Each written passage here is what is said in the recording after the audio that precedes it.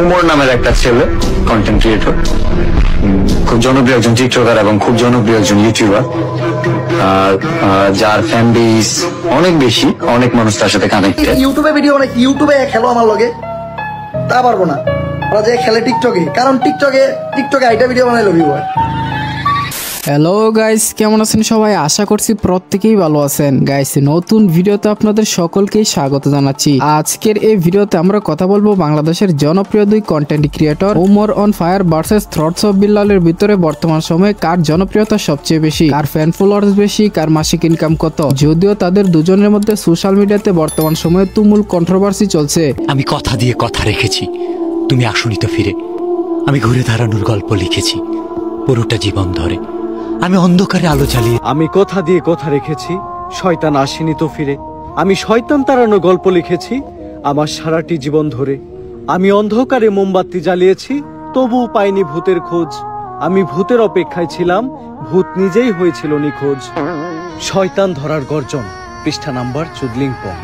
সেই সাথে জানার চেষ্টা করব তাদের জন্মস্থান, ডেট অফ বার্থ, শিক্ষাগত যোগ্যতা, রিলেশনশিপ থেকে শুরু করে সকল খুঁটিনাটি অজানা তথ্য তুলে ধরবো আজকের এই ভিডিওর মাধ্যমে। তাহলে চলুন বেশি দেরি না করে ভিডিওতে লাইক দিয়ে শুরু করা যাক আজকের এই ভিডিও শুরু করা যাক। শুরুতে আমরা থ্রটস অফ বিল্লালের সফলতার গল্প জানবো। বিল্লাল 2021 সালে কক্সবাজার একটি হোটেলে 8,000 টাকা বেতনে একসময় হোটেল বয় হিসেবে কাজ করতেন। 2023 সালের শেষ দিকে থ্রটস অফ বিল্লাল নামের ফেসবুক পেজ খুলে তিনি ভিডিও পোস্ট করতে শুরু করেন। ভিডিওতে থাকতো নিজের রান্না, জীবনের কথা ও মানবিক নানা গল্প। যখন থেকে বিল্লাল ছন্দে ছন্দে ছোট ছোট ভিডিও বা রিলস তৈরি করা শুরু করলেন, তখন থেকে তার জনপ্রিয়তা বাড়তে থাকলো। 2024 সালের আগস্টে বিল্লাল হোটেলের চাকরি ছেড়ে পুরোপুরি কন্টেন্ট তৈরির কাজে মন দেন। মাত্র কয়েক মাসে তার ফলোয়ারের সংখ্যা 3 লাখ থেকে 30 লাখের কাছাকাছি হয়ে যায়। সেই থেকে বিল্লাল হোসেন থেকে তিনি থ্রটস অফ বিল্লালে পরিচিতি পান। এছাড়াও তিনি বিভিন্ন সোশ্যাল মাধ্যমে তার ইনকামের কথা শেয়ার করার পর থেকে তার অডিয়েন্সের কাছে হয়ে ওঠেন তিনি অনুপ্রেরণা। 3 মাসে ইনকাম করছে 44 লাখ, এটা সবাই জানে। অনুপ্রেরণার আরেক নাম থ্রটস অফ বিল্লাল ভাই কিন্তু কাউকে কপি করতে বলে। ছন্দে ছন্দে ভিডিও বানানোর পাশাপাশি বানাতে হবে এমন ভিডিও এখন পর্যন্ত বানায়নি কেউ। 3 মাসের ইনকাম শুনে 44 লাখ। এছাড়াও অসহায় অনেক মানুষের গল্প তিনি তুলে ধরেছেন, তার পক্ষে যথাসম্ভব তিনি সাহায্য করেছেন। সবই গুনতে পারবেন, হিসাব করতে পারবেন। এবারে জানবো উমরের সফলতার গল্প। দে আমার কফি দে। কিরে আমার কফি কই? ভাও, রোদের তাপে কফি হুগে গেছে গা। এই শীতের দিনে রোদের তাপে আবার কফি উগায় নাকি? এই বাটপার একটু কার কাছ থেকে?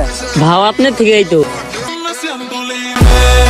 উমর মূলত 2017 থেকে 18 সালের দিকে সর্বপ্রথম লাইকিতে ভিডিও করতেন।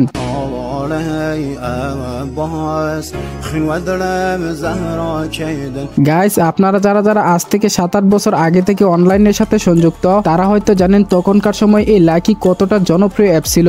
কিন্তু লাইকিতে তখন কোনো আর্নিং এর সিস্টেম ছিল না। তখন তিনি চিন্তা ভাবনা করেন তিনি একটি ইউটিউব চ্যানেল ক্রিয়েট করবেন। তখন তিনি 2020 সালে বেশ কয়েকজন টিম মেম্বার নিয়ে তৈরি করেন ব্যাড ব্রাদার্স নামক একটি ইউটিউব চ্যানেল। আর হ্যাঁ, ব্যাড ব্রাদার্স চ্যানেল খোলার আগে থেকে তার একটি ছোট্ট ইউটিউব চ্যানেল ছিল, যেখানে প্রায় 10,000-এর মতো সাবস্ক্রাইবার ছিল। কিন্তু দুঃখের বিষয় হচ্ছে সেই চ্যানেলে বেশ কয়েকটি ভিডিও দেওয়ার পরপরই তার চ্যানেলটি মনিটাইজেশন ডিসেবল হয়ে যায়। তবুও তিনি হতাশ না হয়ে ব্যাড ব্রাদার্স টিমে কাজ চালিয়ে যান। 2020 থেকে 22 পর্যন্ত টানা 2 বছর তিনি ব্যাড ব্রাদার্স টিমে কাজ চালিয়ে যান। হঠাৎই একটা সময় উমরের সাথে ব্যাড ব্রাদার্স টিমের টিম মেম্বারদের বিশাল ধরনের এক কন্ট্রোভার্সি লেগে যায়। আর তখন তিনি স্বেচ্ছায় সেই টিম থেকে বেরিয়ে আসেন এবং নতুনভাবে তিনি নতুন টিম নিয়ে 2022 সালের মার্চে একটি ইউটিউব চ্যানেল ক্রিয়েট করেন, যার নাম দেওয়া হয় উমর অন ফায়ার। আর এই চ্যানেলে তিনি কোনো ভিডিও আপলোড না দিয়ে 2.5 লাখের মতো সাবস্ক্রাইবার অর্জন করেছিলেন।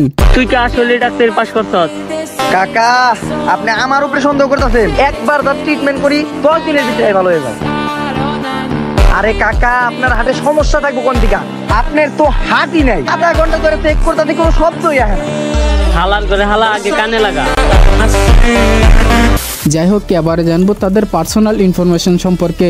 ভাইয়ে ভাইয়ে মিল নাই, দূর সম্পর্কের মানুষরাই যদি হয় আপন, শেষ বিদায়ে কেউ থাকবে না, তোমার নিজের ভাই করবে তোমায় দাফন। বিল্লাল 1997 সালে শেরপুরের হুজুরিকান্তা গ্রামে জন্মগ্রহণ করেন। এইচএসসি পাশ করেন চন্দ্রকোনা কলেজ থেকে। অর্থনৈতিক চাপ ও পারিবারিক দায়িত্বে স্নাতক শেষ না করেই কর্মজীবনে নামতে হয় তাকে।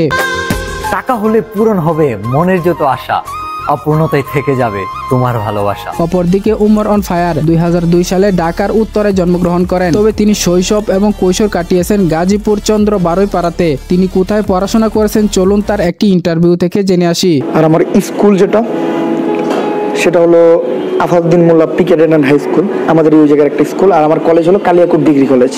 আচ্ছা, এরিয়ার লোকাল কলেজগুলাই।